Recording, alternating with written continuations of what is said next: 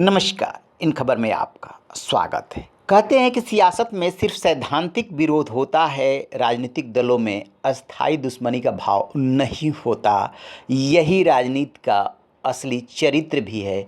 लेकिन बीच बीच में आपने देखा होगा कि बयानबाजी इस कदर बढ़ जाती है कि उसमें दुश्मनी का भाव दिखने लगता है और समर्थक आपस में ही भिड़ जाते हैं। 2022 यूपी चुनाव के दौरान आपने देखा होगा कि सीएम योगी और सपा प्रमुख पूर्व मुख्यमंत्री अखिलेश यादव किस तरीके से बयानबाजी करते दिखे थे।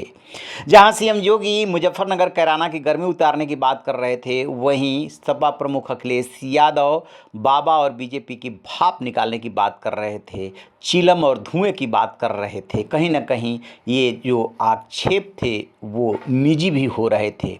लेकिन आज विधायकों के शपथ ग्रहण के दौरान जब सीएम योगी और पूर्व सीएम अखिलेश यादव आमने सामने टकराए तो कुछ इस तरीके से मिले।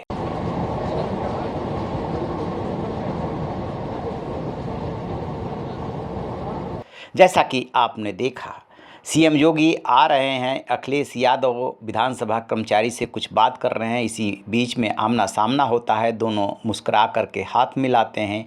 सीएम योगी अखिलेश यादव के पीठ पे हाथ रखते हैं, फिर आगे निकल जाते हैं। इसी को तो कहते हैं सियासत। दुश्मनी का भाव बिल्कुल नहीं होना चाहिए, सैद्धांतिक विरोध हो सकता है।